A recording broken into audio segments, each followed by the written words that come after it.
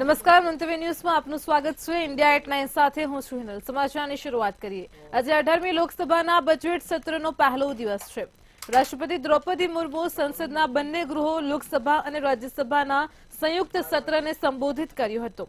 રાષ્ટ્રપતિ મુર્મુએ કુંભ દુર્ઘટના પર દુઃખ વ્યક્ત કરીને પોતાના સંબોધનની શરૂઆત કરી.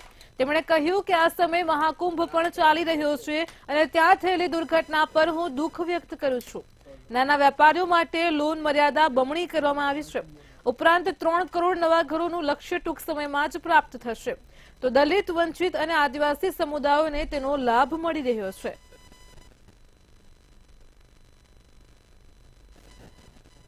इस समय देश में महाकुंभ का ऐतिहासिक पर्व भी चल रहा है। महाकुंभ भारत की सांस्कृतिक परंपरा का, भारत की सामाजिक चेतना का पर्व है। देश और दुनिया से आए करोड़ों श्रद्धालुओं को प्रयागराज में पूर्ण स्नान कर चुके हैं। मैं मोनो अमावस्या के दिन हुई हादसे पर अपना दुख व्यक्त करती हूँ। आज देश बड़े निर्णयों और नीतियों को असाधारण गति से लागू होते देख रहा है और इन निर्णयों में देश की गरीब, मध्यम वर्ग, युवा, महिलाओं, किसानों को सर्वोच्च प्राथमिकता मिलेगी। मेरी सरकार ने तीसरे कार्यकाल में सभी के लिए आवास के उद्देश्य की पूर्ति के लिए ठोस कदम उठाए हैं। प्रधानमंत्री आवास योजना का विस्तार करते हुए 3 करोड़ अतिरिक्त परिवारों को नए घर देने का निर्णय लिया गया है। 70 लाख स्वामित्व कार्ड पिछले 6 महीने से जारी। पीएम किसान सम्मान निधि के तहत करोड़ों किसानों को पिछले महीने में 41,000 करोड़ रुपया की राशि का भुगतान हुआ है। जनजातीय समाज के 5 करोड़ लोगों के लिए धरती व जनजातीय ग्राम उत्कर्ष अभियान प्रारंभ हुआ है। आयुष्मान भारत योजना के अंतर्गत 70 वर्षों और उससे अधिक उम्र के 6 करोड़ वरिष्ठ नागरिकों को स्वास्थ्य बीमा देने का फैसला हुआ है। इन्हें हर वर्ष 5 लाख रुपए का हेल्थ कवर मिलेगा। छोटे उद्यमियों के लिए मुद्रा ऋण की सीमा 10 लाख रुपए से बढ़कर 20 लाख रुपया कर दी गई। मेरी सरकार ने युवाओं की शिक्षा और उनके लिए रोजगार के नए अवसर तैयार करने पर विशेष फोकस किया है। मेधावी छात्रों को उच्च शिक्षा में वित्तीय सहायता देने के लिए पीएम विद्यालक्ष्मी योजना शुरू की गई है। 1 करोड़ युवाओं को शीर्ष 500 कंपनियों में इंटर्नशिप के अवसर भी दिए जाएंगे। पेपर लीक की घटनाओं को रोकने और भर्ती में દેશમાં આવતીકાલે એટલે કે 1 ફેબ્રુઆરી 2025ના રોજ બજેટ રજૂ થવાનું છે. આ પહેલા વડાપ્રધાન નરેન્દ્ર મોદીએ સંબોધન કર્યું હતું. દેવી લક્ષ્મીને વંદન કરતા કહ્યું હતું કે દેશની જનતાએ અમને ત્રીજી વખત જવાબદારી સોંપી છે અને અમારી ત્રીજી સરકારનું આ પ્રથમ પૂર્ણ બજેટ છે. ગરીબ મધ્યમ વર્ગ દેવી લક્ષ્મીના આશીર્વાદ રહે. 2047માં જે સ્વતંત્રતાનું 100મું વર્ષ હશે, વિકસિત ભારતની સંકલ્પ આ બજેટ એક નવો વિશ્વાસ पैदा કરશે, નવી ઉર્જા આપશે. આઝાદીના 100 વર્ષ પછી પણ દેશ વિકસિત થતો રહેશે. 140 કરોડ દેશવાસીઓ પોતાના સામૂહિક પ્રયાસો દ્વારા પોતાનો સંકલ્પ પૂર્ણ કરશે.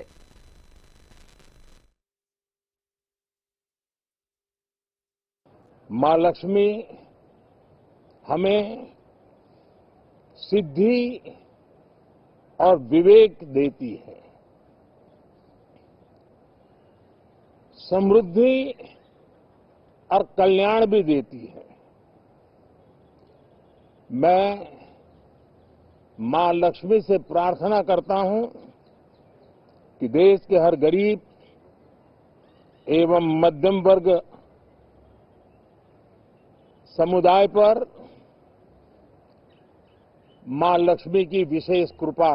ये बजट सत्र, ये बजट एक नया विश्वास पैदा करेगा, नई ऊर्जा देगा कि देश जब आजादी के 100 साल मनाएगा तब विकसित होकर रहेगा। 140 करोड़ देशवासी अपने सामूहिक प्रयास से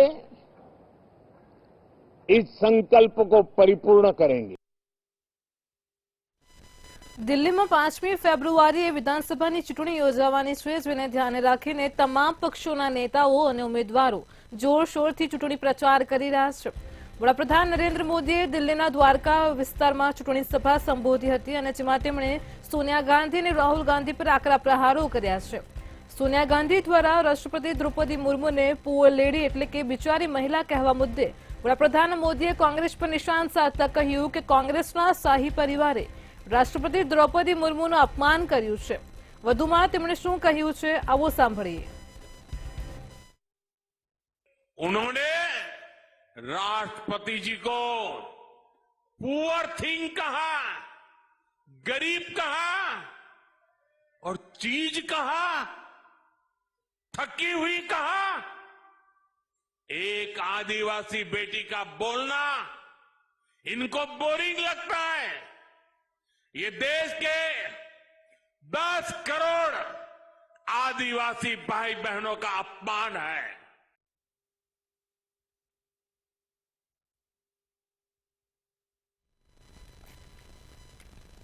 દિલ્હી વિધાનસભા ચૂંટણીને બસ હવે ગણતરીના જ દિવસો બાકી રહ્યા છે અને આ ચૂંટણી પહેલા આમ આદમી પાર્ટીને મોટો ઝટકો લાગ્યો હોવાનું સામે આવ્યું છે. આમ આદમી પાર્ટીના 7 ધારાસભ્યોએ પદ પરથી રાજીનામું આપી દીધા હોવાનું સામે આવ્યું છે. પાર્ટીએ આ 7 ધારાસભ્યોની ટિકિટ રદ કરી હતી, આથી તેઓ પાર્ટીથી રોષે ભરાયેલા જોવા મળ્યા હતા. રાજીનામું આપનાર ધારાસભ્યોમાં રાજેશ ઋષિ, નરેશ યાદવ, રોહિત કુમાર, મલ્હેરુલિયા, ભાવના ગોર અને મદનલાલ સહિતનો સમાવેશ થાય છે.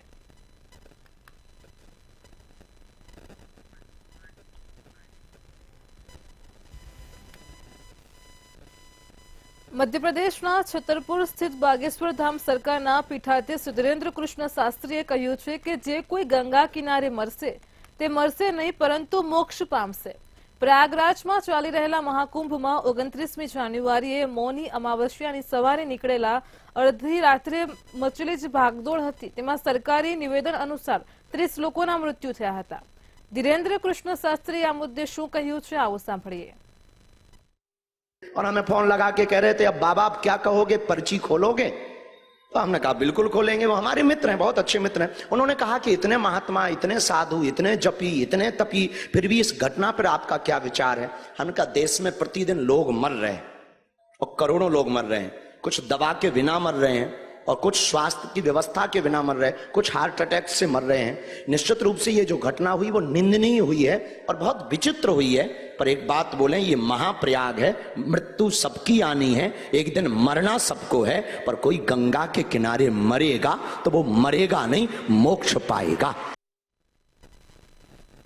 ઉત્તર પ્રદેશના ગાઝીપુરમાં એક મોટી દુર્ઘટના ઘટી હોવાનું સામે આવ્યું છે. અકસ્માતની ઘટના છે.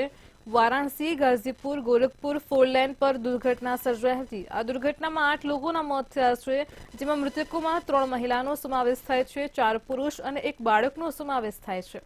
પ્રયાગરાજથી યુપી નંબરવાળી પિકઅપમાં સ્નાન કરીને લોકો પોતાના ગામ પરત ફરી રહ્યા હતા. એ દરમિયાન પિકઅપની એક્સેલ તૂટતા જ તેમાં બેઠેલા લોકો રસ્તા ઉપર પડી ગયા હતા. આ દરમિયાન પાછળથી આવતી એક ટ્રકે આ લોકોને અડફેટે લીધા હતા. ઘટનાની માહિતી મળતા જ પોલીસ, વહીવટી તંત્ર, અધિકારીઓ પણ ઘટના સ્થળે પહોંચી ગયા હતા.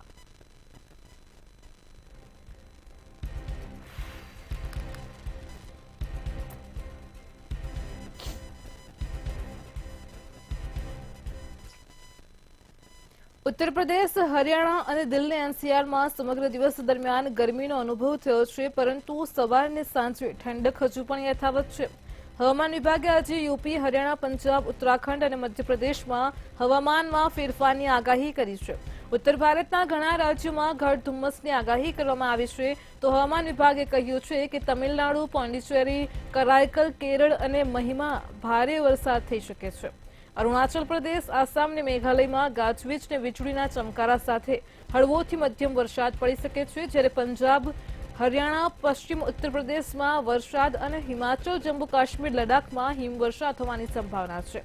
તો આ સાથે જ હવામાન વિભાગે 4 તટીય જિલ્લાઓ તેનકાસી, થુથુકુડી, તિરુનેલવેલી અને કન્યાકુમારી માટે યલો એલર્ટ જારી કર્યું છે. આગામી 2 દિવસમાં તોફાન અને ભારે વરસાદની પણ ચેતવણી આપી છે.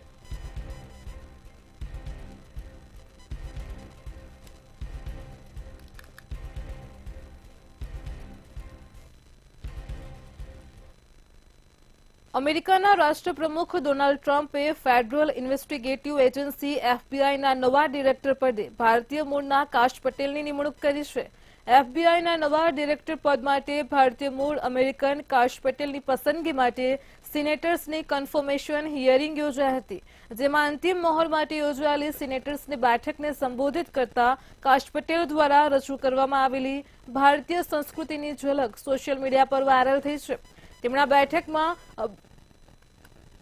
કાશ પટેલે બેઠકમાં અભિવાદન કરતા પહેલા જ માતા પિતાને પગે લાગીને આશીર્વાદ લીધા હતા અને તેમજ સૌને જય શ્રી કૃષ્ણ પણ કીધા હતા.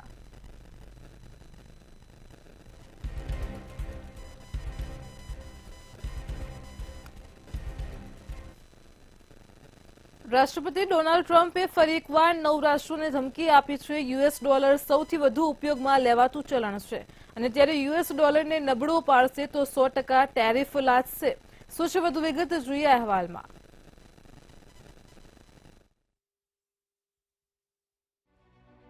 રાષ્ટ્રપતિ ડોનાલ્ડ ટ્રમ્પે ફરી એકવાર 9 રાષ્ટ્રોને ધમકી આપી.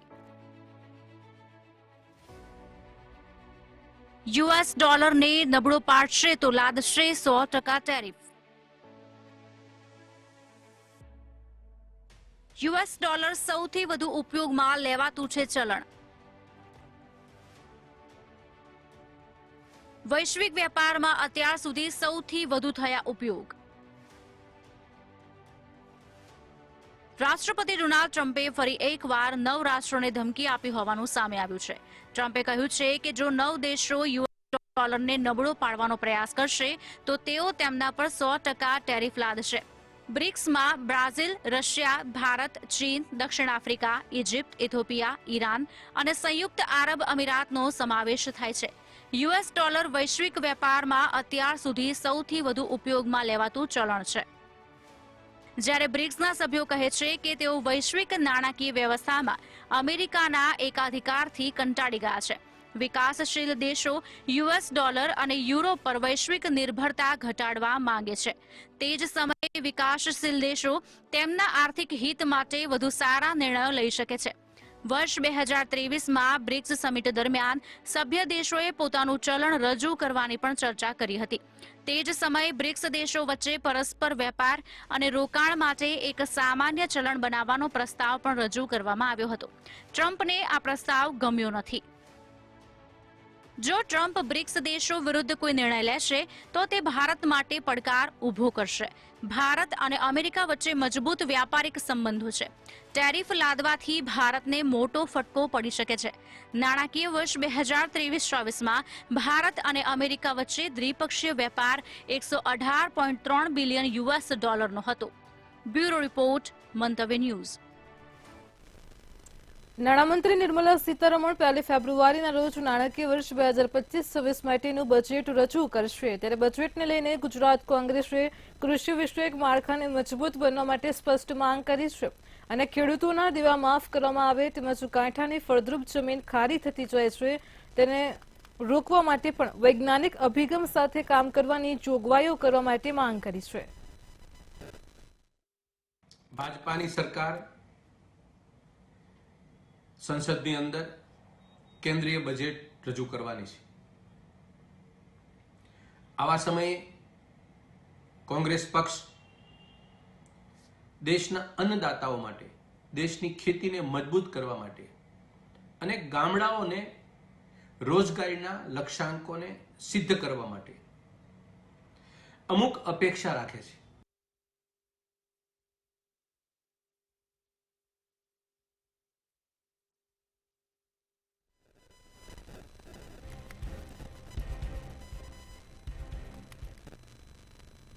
અમદાવાદના થલતેજ વિસ્તારમાં શ્રી ગંગોત્રી ધામના રાવલજી શ્રી પ્રકાશજી મહારાજ શહેરમાં પધાર્યા છે અને ગંગોત્રી ધામ વિશે પ્રેસ વાર્તા કરવામાં આવી હતી અને સનાતન ધર્મ નથી માનતા લોકો માટે હમણાંની યુવા પેઢી છે તે બગડતી રહી છે, પણ આપણે યુવા પેઢીને સુધારીશું અને સનાતન ધર્મમાં લાવીશું. જ્યારે તેમણે જણાવ્યું કે 6 મહિના ચારધામની યાત્રા બંધ રહેશે. 6 મહિના ભગવાન ત્યાં પોતે પણ ફરવા નીકળે છે અને જે લોકો મહાકુંભ ન જાય તે લોકોએ ઘરે જ હર હર ગંગે કરીને સ્નાન કરવું. सबसे बड़ा, अगर हमारी संस्कृति और हमारा धर्म बचा रहे तो हमारे पूर्वजों के द्वारा हमारे ऋषि परंपराओं में जो भी नियम बताए हैं हमें इनका अनुसरण करना है, बाकी वो सब संरक्षण है। जैसे हम बात करते हैं कि गंगा और यमुना या नर्मदा, इसके स्वच्छता कैसे रखी जाए, मैं कहता हूं इनकी स्वच्छता करने की आवश्यकता नहीं है, हमारी गंदगी उसमें ना जाए ये ध्यान रखने वाली बात, वो तो सोच है।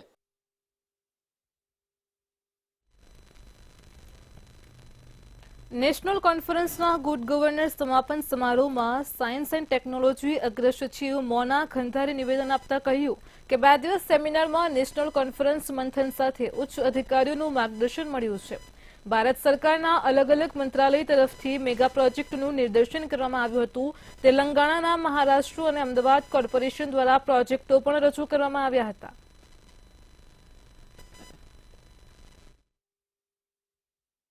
આ 2 દિવસ દરમિયાન લગભગ 20થી વધારે સ્ટેટ્સમાંથી અને કેન્દ્ર સરકારની વિવિધ મિનિસ્ટ્રીઝમાંથી અને ગુજરાત રાજ્યના વિવિધ ડિપાર્ટમેન્ટમાંથી ઈ ગવર્નન્સ અને ગુડ ગવર્નન્સ સંબંધિત પ્રોજેક્ટ રજૂ કરાયેલા, એના સંબંધે ચર્ચા કરાયેલી અને ગુડ ગવર્નન્સ અને ઈ ગવર્નન્સના અલગ અલગ પાસાઓ ઉપર વિગતવાર ચર્ચાઓ થયેલી, જે ખૂબ સફળ અને મદદરૂપ સાબિત થયેલ છે। રાજ્યમાં પ્લાસ્ટિક વેસ્ટના મુદ્દે ગુજરાત હાઈકોર્ટે મહત્વનો હુકમ જાહેર કર્યો છે। પ્લાસ્ટિક વેસ્ટ મેનેજમેન્ટ યોગ્ય રીતે ન કરી શકતી હોય તેવી મહાનગરપાલિકાઓ અને નગરપાલિકાઓ સામે ગુજરાત પ્રદૂષણ નિયંત્રણ બોર્ડ કડક પગલાં લેવા માટે હુકમ કર્યો છે। તો ગુજરાત પ્રદૂષણ નિયંત્રણ બોર્ડની જવાબદારી માત્ર મોનિટરિંગની નથી, પ્રદૂષણ નિયંત્રણ બોર્ડની એ પણ જવાબદારી છે કે મહાનગરપાલિકાઓ અને નગરપાલિકાઓ પ્લાસ્ટિક વેસ્ટ મેનેજમેન્ટ માટે યોગ્ય પગલાં લઈ રહી છે કે કેમ તેનું પણ ધ્યાન રાખવું જોઈએ।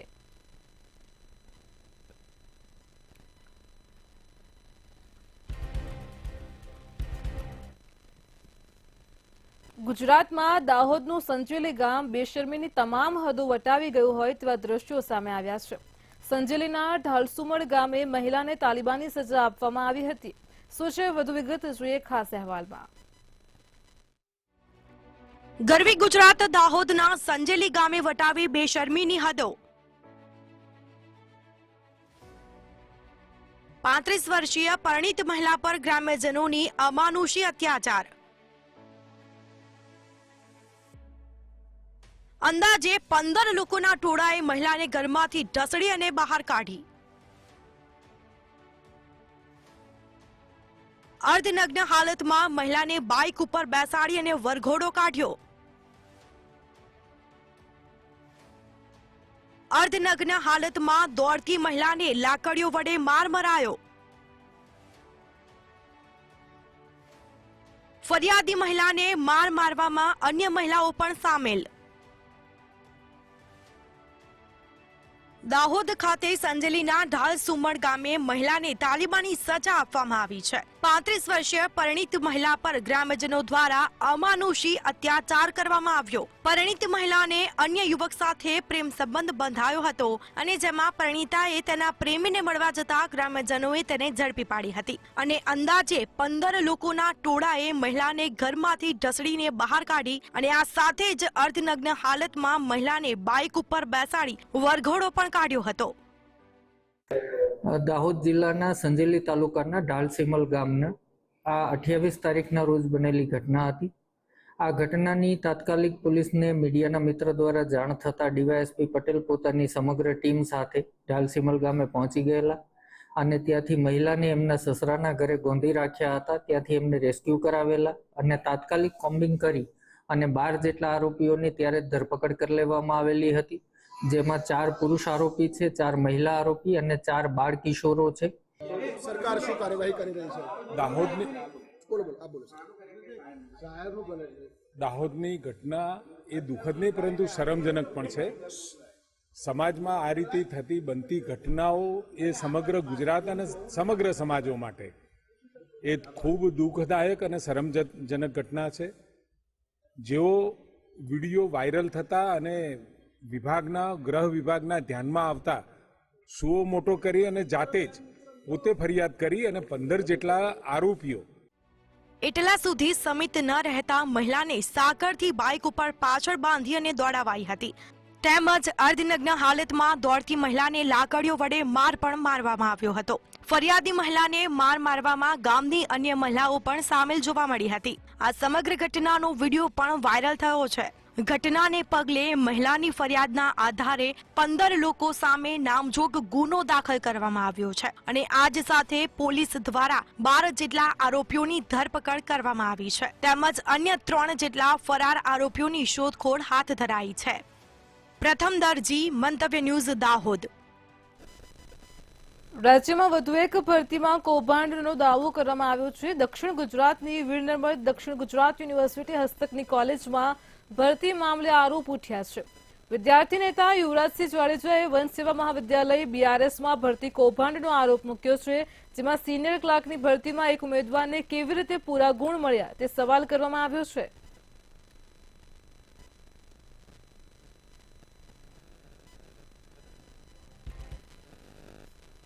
ગાંધીનગરમાં બનેલ પોલીસ સ્ટેશનનું રાજ્યના પોલીસ વડા વિકાસ સહાયે ઉદ્ઘાટન કર્યું છે। એસએમસીના નવા પોલીસ સ્ટેશનના ઉદ્ઘાટનમાં જ પ્રથમ ફરિયાદ દાખલ થઈ હતી। કુખ્યાત બુટલેગર વિનોદ સિંધી અને અંશુ અગ્રવાલ સામે ફરિયાદ નોંધાઈ છે। 10 જેટલા આરોપીઓ સામે ગુસ્સીટોકનો ગુનો પણ દાખલ કરવામાં આવ્યો છે। છેલ્લા 10 વર્ષોમાં બનાસકાંઠા, પાટણ અને મહેસાણામાં પણ ગુના નોંધાયા છે, તો સાબરકાંઠા, અમદાવાદ અને ગાંધીનગરમાં પણ 500 જેટલા પ્રોહિબિશનના ગુના નોંધાયા છે।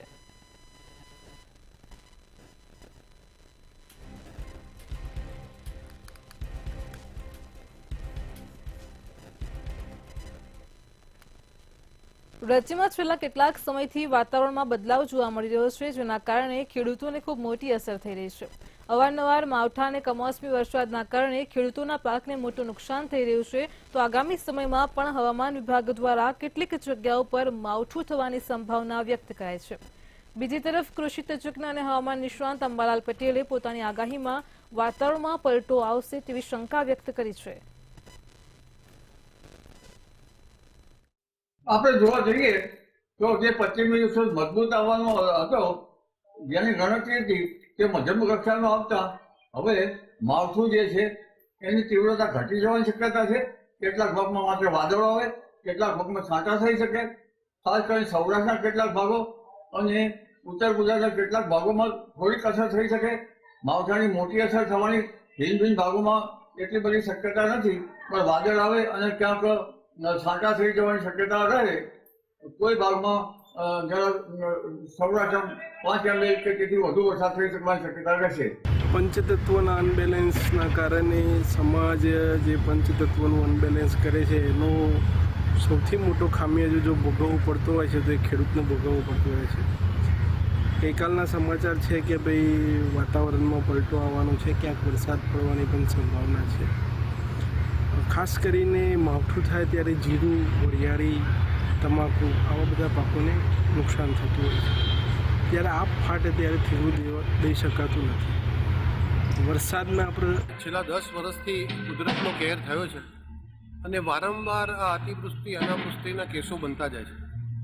જળવાયુ પરિવર્તનને કારણે, ગ્લોબલ વોર્મિંગને કારણે પ્રકૃતિ સાથેનું આપણું જોડાણ તૂટી ગયું છે, એના કારણે આ સ્થિતિ બની છે અને ઉત્તરોત્તર ખેડૂતોને માર પડી રહ્યો છે।